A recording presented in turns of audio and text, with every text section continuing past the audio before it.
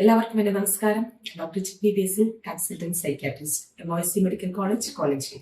മനസ്സ് ആരോഗ്യമല്ലെങ്കിൽ ഏറ്റവും വലിയ സാമ്രാജ്യവും ഒരു ചെറിയ മുറിക്കുള്ളിൽ അവസാനിക്കും. കേരളം ഒന്നാകെ ഞെട്ടലോടെ കേട്ടു നിൽക്കുന്ന ഒരു സംഭവമാണ് ഇന്നലെ നടന്നത്. അതൊരു വിടവാങ്ങൽ മാത്രമല്ല, എല്ലാവർക്കും ഓർമ്മിക്കാൻ കൂടിയുള്ള ഒരു മുന്നറിയിപ്പ് കൂടിയാണ്.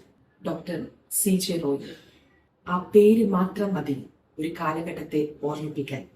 കോൺഫിഡന്റ് ഗ്രൂപ്പിന്റെ സ്ഥാപകനും ചെയർമാനുമായ അദ്ദേഹം റിയൽ എസ്റ്റേറ്റ് രംഗത്ത് മാത്രമല്ല, സാമൂഹ്യ മേഖലയിലും വിദ്യാഭ്യാസ രംഗത്തും അതുപോലെ തന്നെ ആരോഗ്യ മേഖലയിലും സിനിമാ രംഗത്തും തന്റെ അടയാളം പതിപ്പിച്ച വ്യക്തിയാണ്. അനേകം അശ്വരനായവർക്ക് ജീവിതം നൽകിയ അദ്ദേഹത്തിന്റെ കൈകൾ കൊണ്ട് തന്നെ ഒരു മുറിക്കുള്ളിൽ തന്റെ ജീവിതം അവസാനിപ്പിക്കുകയാണ് ഉണ്ടായത്. ഇത് ഒരു വ്യക്തിയുടെ മരണം മാത്രമല്ല, മാനസിക സമ്മർദ്ദം എത്ര അപകടകരമാണെന്ന് നമുക്ക് ഓരോരുത്തർക്കും മുന്നറിയിപ്പ് നൽകുന്ന ഒരു വേദനാജനകമായ കാരണം കൂടിയാണ്. പണം, പ്രശസ്തി, പ്രൗഢി, ബന്ധുക്കൾ എത്രയൊക്കെ നമ്മുടെ ജീവിതത്തിൽ ഉണ്ടെങ്കിലും മനസ്സിന് സമാധാനമില്ലെങ്കിൽ അതെല്ലാം ശൂന്യതയാണ്. ആത്മഹത്യ ഒന്നിനും പരിഹാരമല്ല. ചിലപ്പോൾ മനസ്സ് ശബ്ദമില്ലാതെ കരയും. ആ കരച്ചിൽ കേൾപ്പാൻ ആരുമില്ലാതെ വരുമ്പോഴാണ് ഇങ്ങനെയുള്ള ദുരന്തങ്ങൾ അത് ഉണ്ടാവുന്നത്. നമ്മൾ തുറന്ന് സംസാരിക്കണം. നമ്മൾക്ക് ഒരു ഹെൽപ്പ് വേണമെങ്കിൽ അത് ചോദിക്കണം. ദൗർബല്യം കുറ്റമല്ല, സഹായം ചോദിക്കുന്നത് പരാജയവുമല്ല, ആത്മഹത്യ ഒന്നിനും ഒരു പരിഹാരമല്ല. എൻ്റെ ഒരു അഭ്യർത്ഥനയാണ്, നിങ്ങൾ ആർക്കെങ്കിലും മാനസിക സമ്മർദ്ദമുണ്ടെങ്കിൽ നിങ്ങളത് ഒറ്റയ്ക്ക് പോരാടരുത്.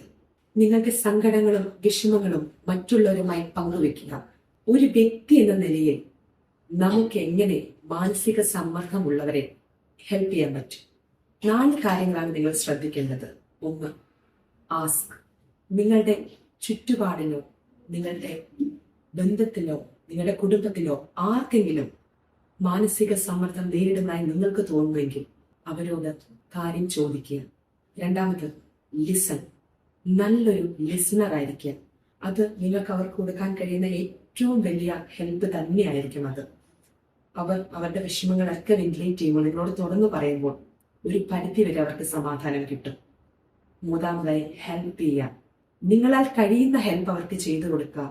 നിങ്ങൾക്ക് പറ്റാത്ത വരികയാണെങ്കിൽ ഒരു സൈക്കോളജിസ്റ്റിനെയോ സൈക്യാട്രിസ്റ്റിനെയോ സഹായം തേടുവാൻ അവരെ സഹായിക്കുക. 4, സ്റ്റേ കണക്റ്റഡ് വിത്ത് ദം. ഇപ്പോഴും അത് ശേഷവുമായാലും അവരുമായി ഒരു ബന്ധം നിങ്ങൾ പുലർത്തുക. അവർ ഓക്കെയാണെന്ന് ഉറപ്പുവരുത്തുക. ഇത് നിങ്ങൾക്ക് ചെയ്യാൻ കഴിയുമെങ്കിൽ ഒരു ജീവൻ നിങ്ങൾക്ക് രക്ഷിക്കാം. നന്ദി, നമസ്കാരം.